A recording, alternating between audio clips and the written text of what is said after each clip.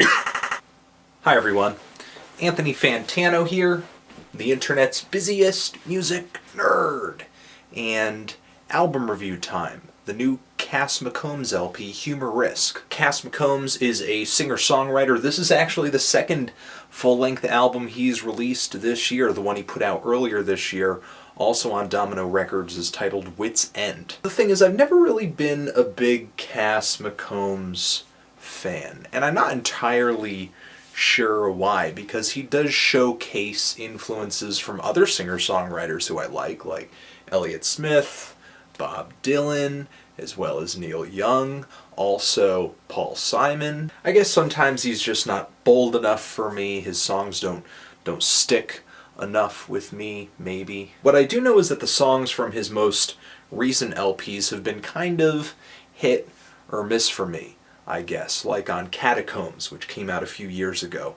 for example. There are songs on that album like Dreams Come True Girl that I love to death, that are just so cute and catchy and just really lovable.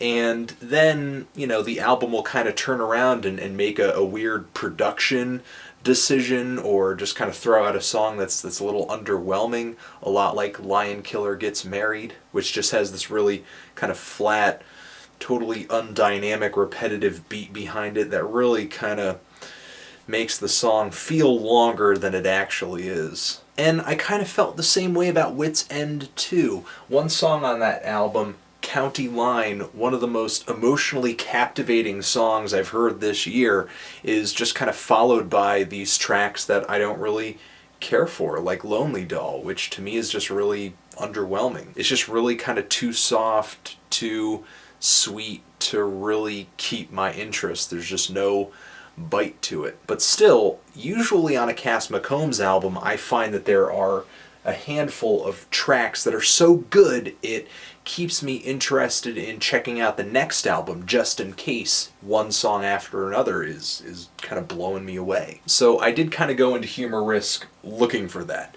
And even though this isn't one of my favorite LPs this year, this album is kind of a surprising change of pace for Cass, I think. A lot of the songs on here feel like they're really simple, straightforward, repetitive, have kind of a harder rock edge to them. Tracks like The Opener and Mystery Mail and The Same Thing all have these really driving rock grooves that make me think that Cass McCombs has been listening to like the first modern Lovers record a bunch of times. Just guitar, bass, drums, just gliding along this single beat really nicely, stopping occasionally for a pretty hook like on The Same Thing. And what's cool about these more repetitive songs is that it really kind of gives Cass the opportunity to stretch out lyrically. Like on the track Mystery Mail, which has a pretty dark tale behind it once you really start getting into the lyrics that involves just the law and jail and getting stabbed. That track drags on a little bit, but it's still pretty good. And the opener, Love Thine Enemy, has a lyrical punch as well, but it kind of does all that with a much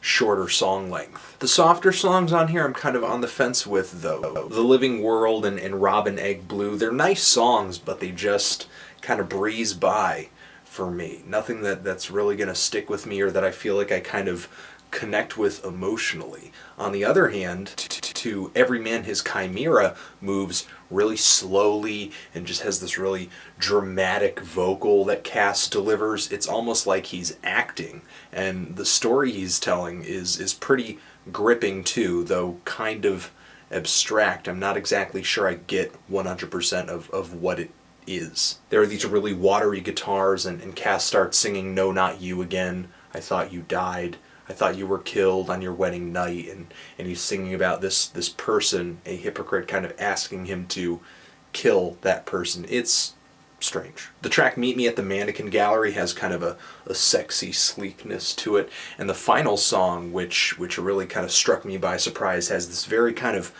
odd feel to it that reminds me a lot of Beck's anti-folk album, One Foot in the Grave. It's kind of messy. There are these very weepy guitar leads and these deadpan vocals that make it sort of ominous. Just overall, I kind of felt like this album was a little middle of the road, I guess. Nothing that was really terrible or offending me on here, but nothing I really felt passionate about or in love with. I didn't really feel like there were that many bold moments on this album, I guess. Not a whole lot of risks taken outside of the end of the opener, which gets pretty noisy, pretty cacophonous, which was a fun listen, and the final track too. Still, while I was listening, I thought I was okay. Liked it. Feeling a strong 6 on this, but what do you guys think about it? Do you love it? Do you hate it? Why? And what do you think I should review next? And why do you think I'm not that much of a Cass McCombs fan? I mean, I am talking directly to the Cass McCombs fans here. Seems like this dude has a pretty passionate fan base. Just wondering if you're a fan, what about his music appeals specifically to you? What keeps you coming back to his records? And if you do like this album, what are your favorite things about it? Anthony Fantano, Cass McCombs, forever.